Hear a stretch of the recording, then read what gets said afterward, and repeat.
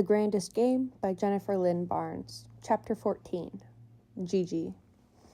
With maybe 25 minutes left until sundown, Gigi looped around the eastern shore of Hawthorne Island, where there were no cliffs, no trees, just island and ocean and thick, thorn-ridden bushes separating the two. She jogged, by a generous definition of the word jog, along the interior side of the brush, her brain sorting through everything that had happened in the past few hours. Manga, Ra, Odette with her opera glasses, Brady and another player, and a dead girl. That was assuming, of course, that Odette hadn't been lying. Savannah's warning still rung in Gigi's mind. It would be a mistake to trust anyone in this game. Gigi slowed, then backtracked, her eyes on the ground.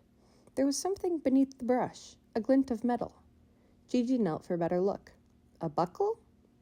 Reaching for it, she pulled on what looked to be some kind of strap, but whatever she'd found, it was really lodged back under the brush.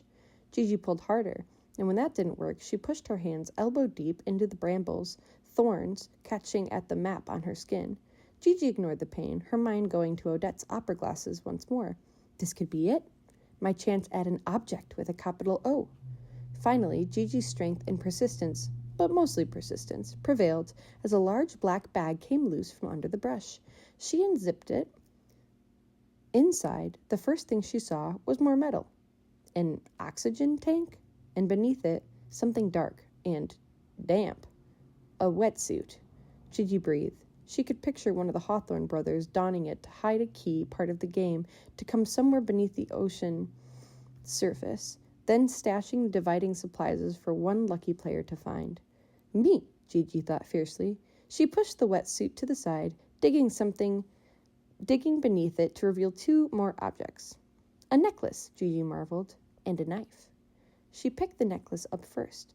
A delicate gold chain held a stone the exact deep blue-green as the ocean.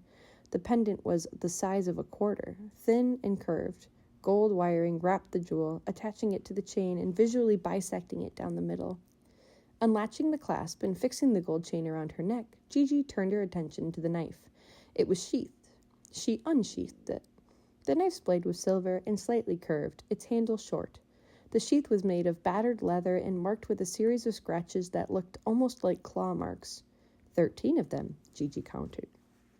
Her brain organized the details of her bounty. Eventually, there would be a payoff to everything she'd found. That was how Hawthorne games worked.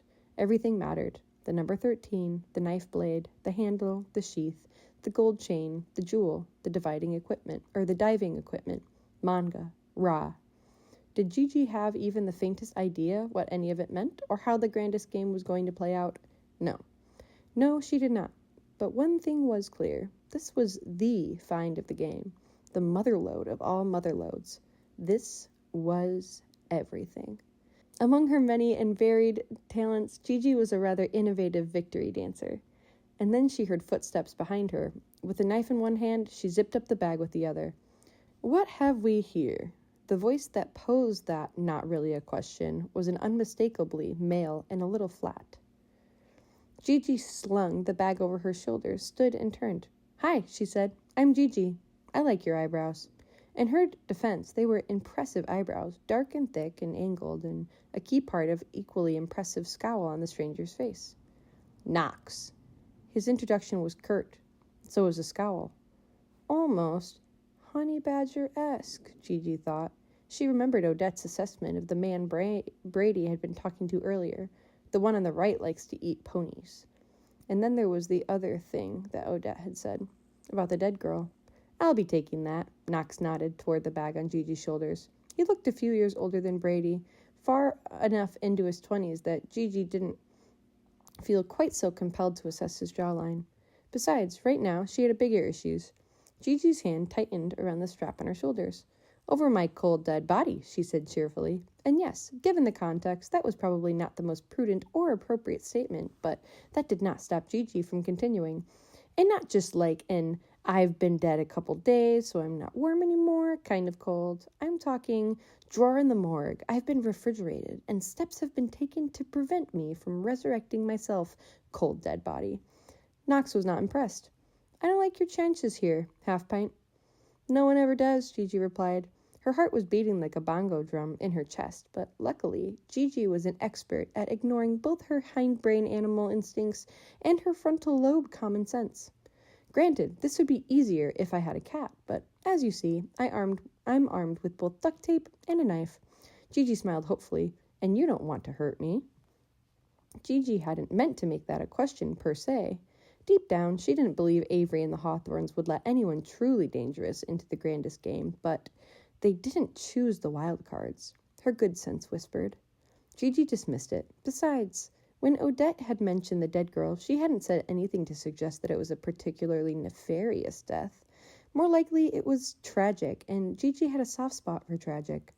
I'm not going to hurt you, Pipsqueak, Knox's voice still flat. I'm not going to lay a finger on you, because I'm smart enough to know that this isn't that kind of game. What I will do, however, is get in your way. Knox, let that sink in, until you hand over the bag, and the knife, and the duct tape.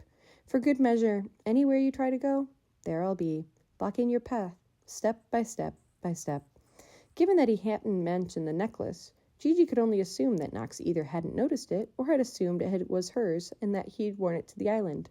Summoning up an impressive death glare, Gigi folded her arms over her chest. I take back my appreciation of your eyebrows. Tick-tock, little girl. Knox stared down.